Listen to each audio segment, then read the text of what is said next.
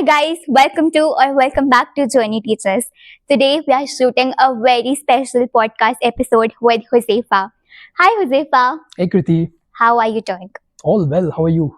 I'm doing good as well. Thank you so much. How is life? What's up with life? Um, Difficult question to answer. Too many things going on, personal, professional, but it's been good. It's I'm realizing the pros and cons of adulting, figuring things out on your own, and a lot many things. So it's exciting. I'm looking forward to a new day every day. So, That's brilliant. So let's start with your background. What's your educational background? What have you been doing? A little context to the audience. definitely. All right. I am well. Of course, my name has been introduced. It's Josefa, and I am currently an entrepreneur based out of Bangalore. I am building a startup which goes by the name Talk to Grow. We are a professional training and development startup, initially focused only on communication and public speaking, but over the years we have shifted our focus and now we are actively providing life skill training programs for startups and corporates. That's our target audience and target market right now. Speaking a little about my education background, I completed my master's from Christ University. It was an MSc in innovation and entrepreneurship. I passed out in 2023. It's been a year since that happened. And from then is when I have been focusing on my startup. So that's a little bit about my professional and educational background. That's pretty interesting. We'll be going about his startup and his startup journey in a while. So let me begin with asking you what is the difference between college life and working life? Okay, now college life, honestly speaking, you are in a shell. Okay, there are your friends, there are the teams that you're a part of, and then there are your academics and XYZ things. So your life is just restricted to three, four things, and you keep experimenting in these four, five areas, and you keep growing within this shell. And there are people, I'm not saying or I'm not generalizing it, but a lot of people do experiment and figure a lot of things out in college. But otherwise, for the maximum of us, it's like a shell. But the moment you're out and the moment you start working, it's like you're put in a pool without a coach and you're asked to swim, okay, and without a life jacket or without a tube as such. So a lot of things have to be figured out on your own. You learn by doing and not by just reading or writing anything. So that's the stark difference that I've experienced. I did have to figure a lot out myself even during college, thanks to the institution from where I did my master's, because they really push individuals and students. So that's one really amazing learning that I've had. But even after graduation, the kind of things I had to go through to set my startup up, and not that we are completely set up even now, a lot of things have to be figured out even on the way as we go. But it's a good learning experience. You learn a lot, as I mentioned, by doing and not by just reading or writing. Amazing. So, as you said, Talk to Grow is your startup. How have it been? How has it been? How did you come up with the idea? Okay, now Talk to Grow started way back in 2021. So let me take you all back to the pandemic, the second wave of the pandemic, the most deadliest one considered in the world. And while all of us were under the lockdown, I myself did not have a lot of things to do. I had already gotten my master's application was cleared and I had gotten into the college, but before the university begins, we had 3 4 months in hand. And I did think that maybe let me just do an internship. It'll give me some professional experience and it'll really help me further in my master's also. But I don't know, something just told me that in this pandemic time, hunting for a job will take some time. By the time I get it, by the time I complete it, already my master's would have begun. And I knew the kind of commitment I would have to give to my master's.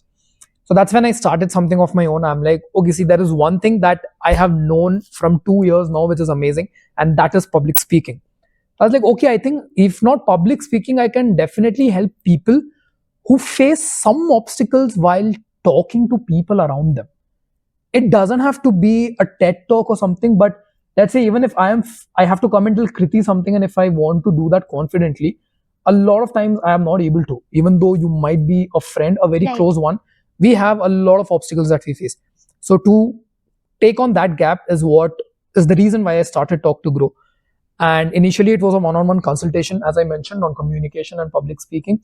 But slowly over time, we realized that this is a bigger problem. Soft skill development is a huge market, and training and coaching itself is a huge market. So there is a lot of scope for this. And by the time I realized this, and by the time I thought that there can be something more that can be done, my master's had already begun. So I took that opportunity. Since it was an entrepreneurship degree, I spoke to my faculties, I spoke to my mentors. I made sure that there is some base established so that by the time I graduate, there is something I have in hand that I can grow. So that's how Talk to Grow started. So initially, we started as a one-on-one thing, and now we are taking up more projects at the corporate level, and there are some one-on-one also projects that we do take. So, since you are just beginning with the entrepreneurial journey, what were the challenges that you face?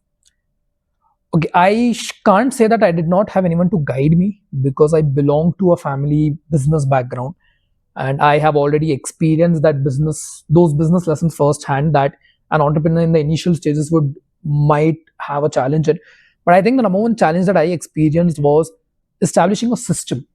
Right? When I say a system, it means having things figured out or sorted out in such a way that you don't have to constantly be there all the time to do things.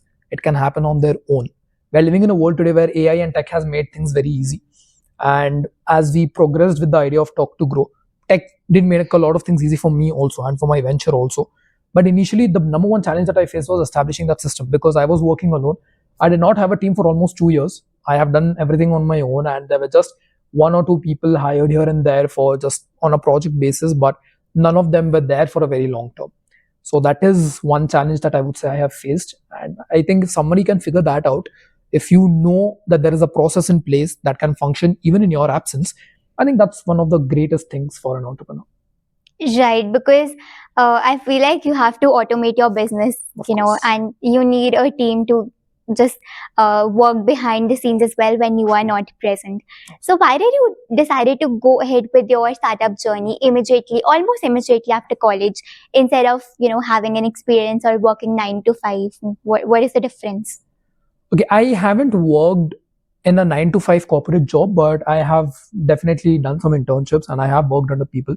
And while doing that, I did realize that maybe the job market can be for me.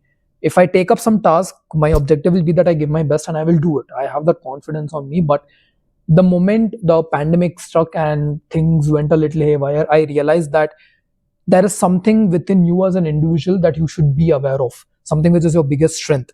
And additionally, if you're able to monetize it, then no matter what comes up in the world, you will not sleep hungry any night. That is the reason I decided that, okay, the moment I finish my master's, I think it's a right time for me to start my entrepreneurship journey. A lot of people that I meet in networking events or people who I connect with, they do tell me that you're very young to do what you're doing. So it's good that you've started at Yeah. this age because we did not have that liberty to do it. And there are a lot of entrepreneurs who started late, maybe in the 30s or 40s. So that's one thing they've told me, that you're very young and it's good that you're taking that risk right now. You do have a lot of time to experiment, so see what works well, and if you can definitely pivot and do XYZ things if something's not working in your favor. So that is one reason that I knew that public speaking and teaching people how to express comfortably is a skill I have in me. And I think the earlier I monetize it, the better it will be for my survival in the long run. How did you discover this in the first go that you have the public speaking skills and it can be taught? Okay, now public speaking, my experience with public speaking dates back to Toastmasters International. It's a platform that I have been a part of for 3 years while I was pursuing my undergraduation. Oh. And that was from Jain University, Bangalore. And while pursuing Toastmasters during those 3 years, I did realize that stage is something that I really love, number one. And number two is, with time, I also improved my impromptu speaking skills. So the things that a person would need to mindfully gather and structure their thoughts and then pour it out is something I realized that I have in me to such an extent that I can help somebody else also with it. So it's just one person at a time that I take and I try passing on the skill.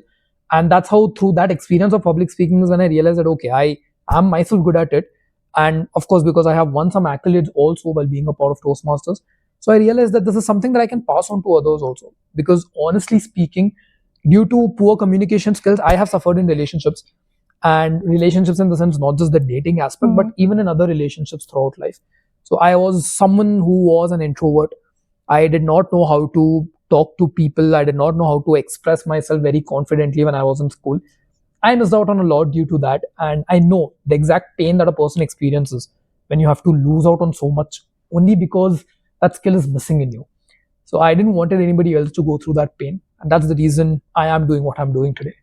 So, what would you suggest to someone who is an introvert and want to learn this skill? Any tips for the beginners? Okay, there are three things that I have done. I would like to share it with the audience. You can take back and do whatever you can from these three things. The number one thing is volunteering. Okay, I used to volunteer a lot when I was in my undergraduation. When I say volunteering, it just doesn't have to be volunteering to be a part of, let's say, by being in an NGO or something like that. You want to make a plan with your friends, you initiate it. Why do you have to rely on two other people to do that, right? So volunteer, make such initiatives to build or nurture your relationships with people. Those are very simple steps, but it helps you big time in improving the way you express yourself and the way you come across as to people around you. So that's number one. The second thing that I did is I started networking a lot, especially when I joined my masters. That's where I realized that the more I shared my idea, the idea of Talk to Grow, the more insights I received, and the more I realized that okay, maybe whatever I've been doing until now is actually wrong. I can improve, I can improve daily. So that is one thing I would like to share with the audience, that network. And finally, one thing that I have always done is I keep evaluating myself. Take time out, introspect, and evaluate your progress. Okay, it doesn't always have to be that you keep trying 10 things and you fail in 9 of them, and the one thing that you are passing or doing well in, you keep doing just that. The 9 things that you're failing in, evaluate and see what's going wrong. If you know that there are 2 3 things that you can work on, please make an effort and do it. It's the same with communication also. Okay, I had started doing this back in 2022, that I used to send out quarterly feedback form to people who were close to me, the people in my inner circle. I did that 2 3 times and I saw how things turned out to be. Right, people who were not able to say things on my face, they actually started putting that in the feedback form. I did not hold anything against them, but I loved it how they were being honest, and I gave them that space that okay, see, this is the space. Maybe if something I'm doing wrong, please tell me. And they said that to me. So I think the feedback thing, why should only businesses do it? We as individuals can also, right? Be different. Actually go ahead and talk to people. Ask them that what do you think about me? There's something that I can work on, or something that you like about me, or maybe you don't like about me. That's how you will work on yourself, right? So don't underestimate the power of evaluating your own progress. So these three things I have done and I've seen results. So I would like to share it with the audience also, and hope that someone tries this and gets some results out of it. Perfect. I feel like positive criticism is very necessary for self-reflection. So, Josefa, as you said that, people around you say that you are very young and you are doing so much at this age. So, is there any biasness which you face as a young trainer when you go to corporates and they want to see a wise old man? Okay, these days the trend is slightly changing. People connect more with those who can engage them better. I am not saying that the people who are experienced or the ones who are in the 40s, 50s and are trainers cannot do that. They do that even better than I can sometimes, right? But the ones who are young and they are going down, the first question that does come to their mind is, okay, what have you seen in this world? What's your experience? Exactly. और या फिर अगर मुझे हिंदी में बोलना हो तो आपने क्या उखाड़ा है कि आप Yeah. आके मुझे train कर रहे हो? And that's the first thing that comes to their mind. So I just smile at them and I'm like, see, I understand. And this is one thing that I actually tell them in the training, that you might have a question that I'm half your age, but I'm coming and training you. But the objective over here is that whatever is your experience, whatever is my experience, we come and we share that. And if there is something, even one thing that we can do better, you take that from me, I will take it from you. It's a mutual learning. And it is not just me as a trainer being there and giving you some theories or concepts and teaching you certain things. It's a mutual learning process. And that way, I'm glad that people's mind are that open these days. So that is one thing. I have lost out on opportunities because a lot of times people do require experienced trainers, people who have 5, 10 years of experience. So due to that, I have lost out opportunities. But again, that's something where we can't do anything. Okay, the world will take time to progress and focus a little more on the quality. It's happening slowly, but as we progress, it'll happen at a faster rate. I'm curious, share some experience, some hands-on training experience that you went to a corporate, and what all activities did you make them do? Okay, I think I would like to share this one experience in my previous training that I had. Okay, and what happened was, it was a leadership training, and I was training a group of 12 leaders, team leads, okay, in that organization. And towards the end of the training, one thing that this very senior leader comes and tells me, he was the team lead, he was the HR team lead, and he came and told me that he addressed me as sir. I'm like, sir, please don't call me sir. I'm half your age. He's like, nay, I think it's just that mark of respect. And he Yeah. told me that, I have done a lot of things as an HR. I deal with people on a daily basis, but the kind of insights that you brought in of dealing with people, it was something very different. I mean, I did not realize that I can talk to or even address people or engage with people in this way. Right. So that was something I really learned. Okay. And it was a legit feedback that I got, that maybe I was under a parachute. Okay. And the parachute was yet to open so that I can do a safe landing as my HR job. And today that parachute has opened. And that was one experience, that thing really hit me hard. And I did realize that, okay, someone that with that much of experience can tell that means there is some value that they are taking back. So I think age, and your age is just a number, right? Whatever experience also you have, at times you not having an experience might be a little disadvantageous for you, but at times you not having an experience can also be advantageous for you, right? So that's one thing I have learned in my previous trainings and my previous engagements. So that's one thing I would like to share about my previous training experience.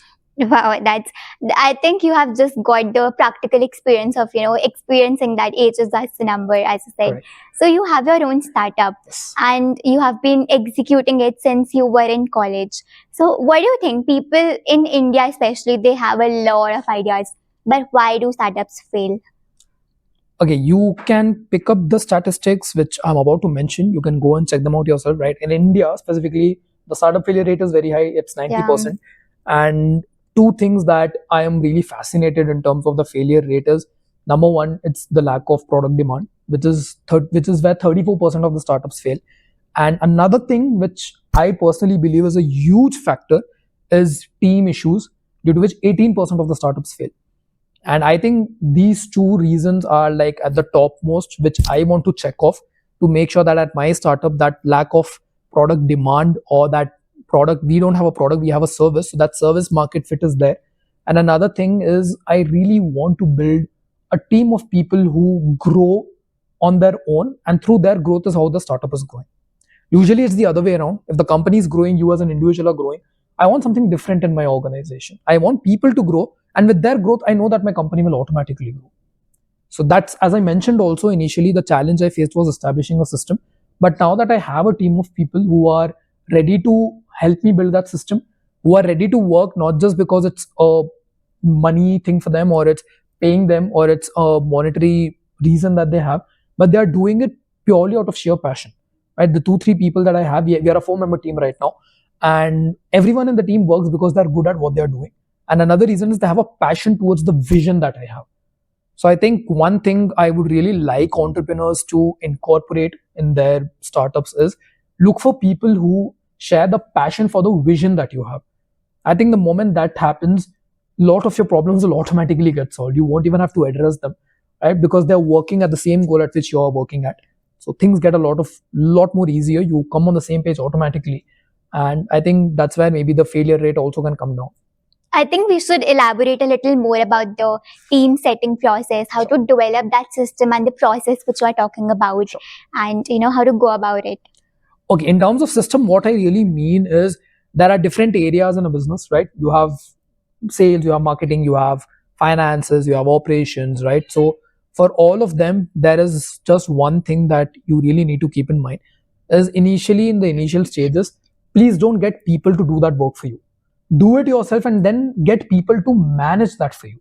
At the entire system that I have at Talk to Grow for doing different things, I made sure that I was clear in my mind, and I started off with that system. And then the people who came on board, they have helped me manage it better, right? That's why at this point, we do not have anyone who is not aware of what's happening in the entire organization. Each person, it's a 4-member team anyways, and all of them know what's going on in the team, right? Because that's the kind of culture that I'm trying to build. As short as the team is, nobody is unaware that, okay, oh my God, this happened over here. Oh damn, I didn't know it. Or maybe Huzafa didn't tell me, right? So when I talk about establishing a system, a very important system that entrepreneurs also need to establish is having those open channels of communication. Right? A lot of times they hide that, okay, if something great happens, we will share. Go ahead and share even your smallest failures with your team. Yeah. Right? Nobody can motivate you better than your own team. Okay, on days when you feel or you have 101 doubts, or those self-doubts that creep in, your team is the best person to motivate you, right?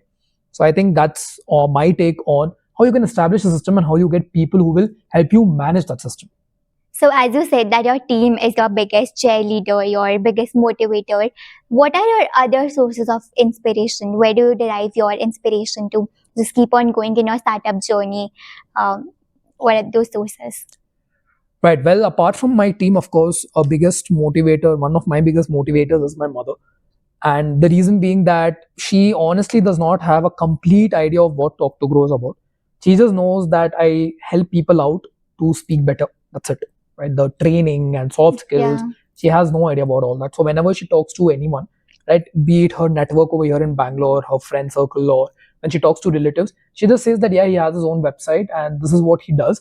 He helps people talk and not miss out on chances. That's how she pitches the business, right? And even without knowing that, she comes and she takes interest in knowing more about the business. And I tell her that, see, this is what I'm doing, this is what I'm doing.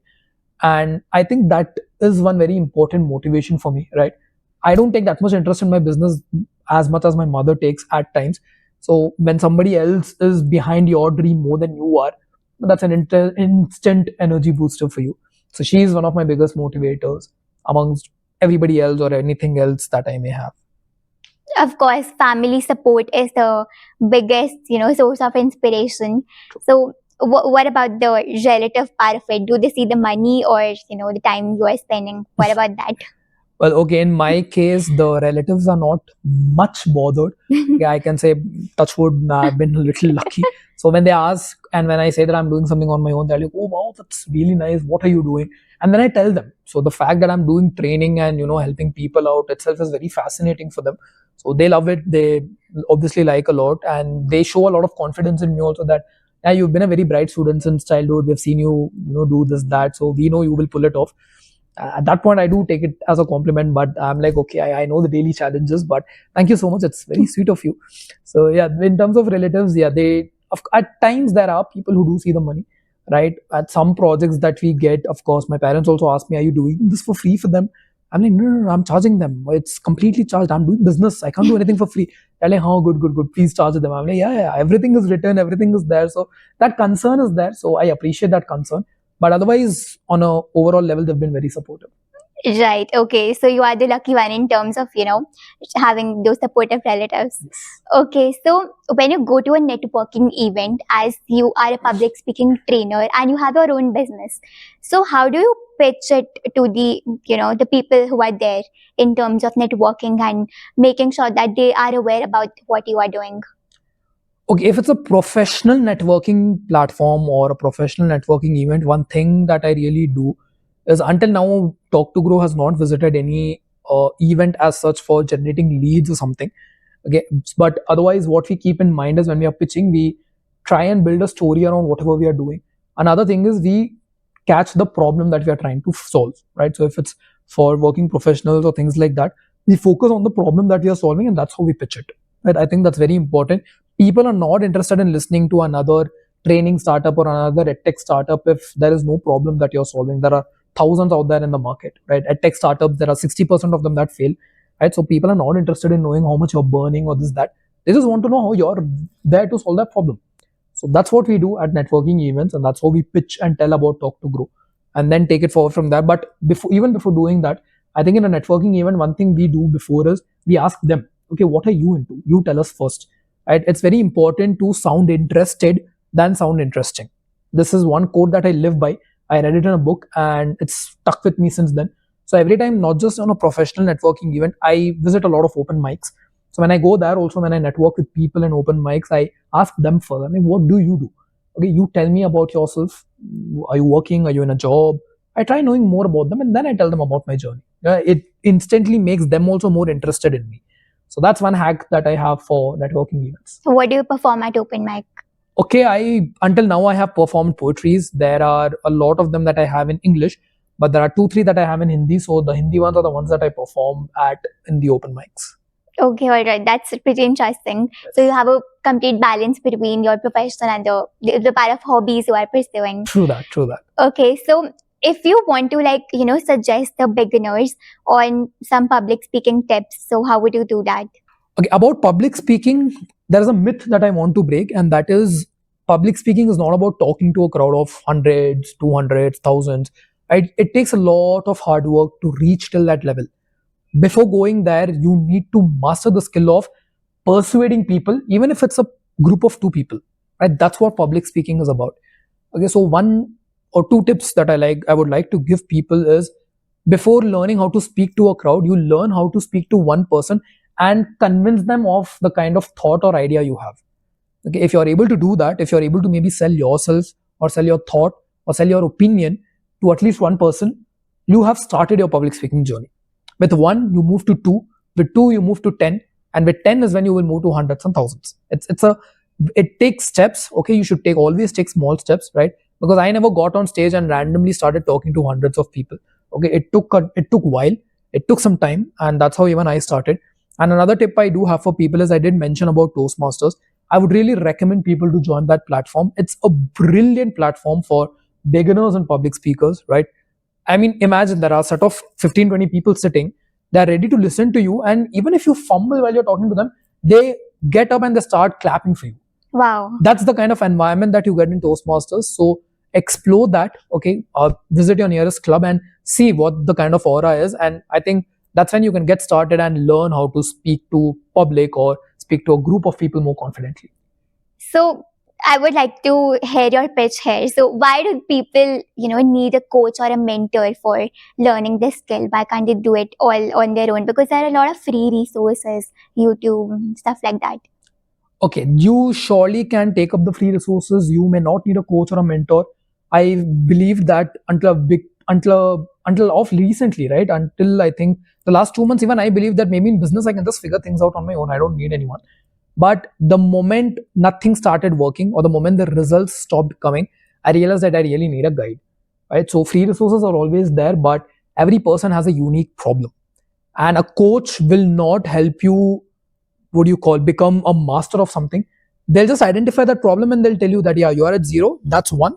This is how you get there. And then it's a journey that you have The to figure out. direction. Exactly. Yeah. It's just the direction that is shown. And then you have to walk that path. Even the coach won't do it for you. Right? So that is why you need a coach or maybe a guide or a mentor, whatever synonyms you can give, to just push you and give you that motivation. And another reason why people need a coach is, when you're on a journey, right, of growth, which is what we even preach at Talk to Grow, you need someone as an accountability partner. Right? Someone who you can be, you should be knowing that, okay, if I don't do this, this person will hold me accountable. That is something that can be done only by a coach or a mentor, because that's what their business is, or that's what they are there for, doing it for you. So that's the reason you need a coach. And I suppose everybody in this world should have a coach, no matter what you're doing, and not just for public speaking, different things. You want to start a business, honestly speaking, first contact a coach, get some basics right, and then get started. I made that mistake. I did not have a coach first. I started off and then I got a coach on board, but I would recommend the audience to not do that. Reach out to someone who has cracked something, जिसने कुछ उखाड़ा है, and then maybe get started with your journey of entrepreneurship. So you need not go alone in the direction. You can have a, coach or a mentor who can guide you. Absolutely. All right. So any last valuable insights or anything you would like to share which is helpful for the audience? I think one thing I would really like to share is, we are living in a startup culture. Okay, at least in India, that's where we are. Okay, a lot of people have a lot of ideas, but for you, if you are also having some ideas in your mind, please don't let it germinate inside your mind and just leave it there. Share it with as many people as possible. Okay, I understand that a lot of times people have these questions that if I share my idea, it'll get stolen. I know people have experienced that, but apart from the idea, one thing that nobody can steal from you is your execution. Right? So as I mentioned, you have an idea, share it with people, share it with the right people, okay, with the right networks. Get somebody who can coach you, get them to be you be accountable to them, and get started. Slowly, as and when you start executing it, your ideas will actually start shaping into reality. So I would really request people who have different ideas to don't let them just be there in your brain. Go ahead and execute it. Right. I feel like there is no unique idea, because anything you think of is already existing in this world. Absolutely. So just the way you execute is very different from others. True. Thank you so much, Josefa, for coming here and sharing your insights. I am really sure that they must be very helpful for the audience. Thank you so much once again. Thank you so much, Kriti, for this opportunity. It really gave me a lot of space to open up and talk about a lot of things. Thanks to you too. All the best to Journey teachers and to your own journey of exploring the path of being an artist, because that's the most difficult thing in the world. That is selling an art and being an art in yourself. So all the best to you too. Thank you so much.